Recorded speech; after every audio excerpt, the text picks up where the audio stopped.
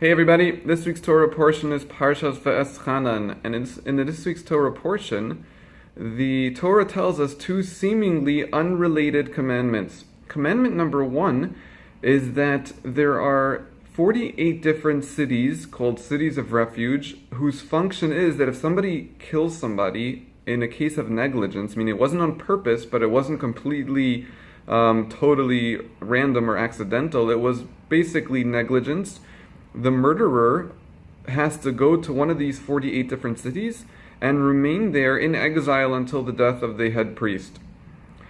And the setting aside of these 48 cities is commandment number one. Now, there was a little bit of a difference between some of these cities, and that was that out of the 48, 6 worked whether you realized you were in one or not. Meaning, if you had no clue you were in a city of refuge and you were supposed to be in one because of a case of negligent death, then if you're in one of the any one of the special 6, we'll call them the super cities, any one of the super cities of refuge, then it works whether you realize that or not. However, the other 42 only worked if you knew you knew where you were. That was the mitzvah of the cities of refuge. 48 cities, 6 worked whether you knew you were in them or not, and 42 of them worked only when you knew you were in them. Commandment number 2 in this week's Torah portion is the Shema. Every day, twice a day, we read the Shema. Now, there's a debate in how much of the Shema. There's 3 paragraphs, one opening sentence and 3 paragraphs, how much of it you have to read to fulfill this commandment. But basically, the part that's in this week's Torah portion is the opening verse, the 6 words of Shema Yisrael, and the first paragraph of V'ahavta Es. Now, what's interesting is that, too, the Shema is broken up.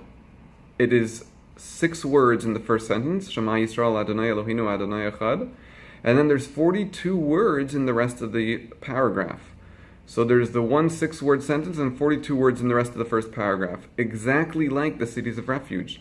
Now, why is it, or what is the connection between the mitzvah of reading the Shema and the cities of refuge, in that both of them are made up of 48 something, so either 48 cities or 48 words, but divided in 6 and 42, so that there's 6 words in the opening statement of Shema and 42 words in the rest of it, and there's 6 cities that work whether or not you realize that you're in the city of refuge, and 42 that work only if you know you're in them. What is the connection between the mitzvah of Shema and the 6 cities of refuge? Now, normally I would give an answer right now. However, we're going to do things a little differently. What I want you to do is, I want, if you can, to come over to me on Shabbat in Makar and tell me if you figured out a reason or a connection between the reading of the Shema, when we declare the oneness of God, and the cities of refuge, which are meant to protect somebody who committed an act of negligent murder. On behalf of Makar, Shabbat Shalom.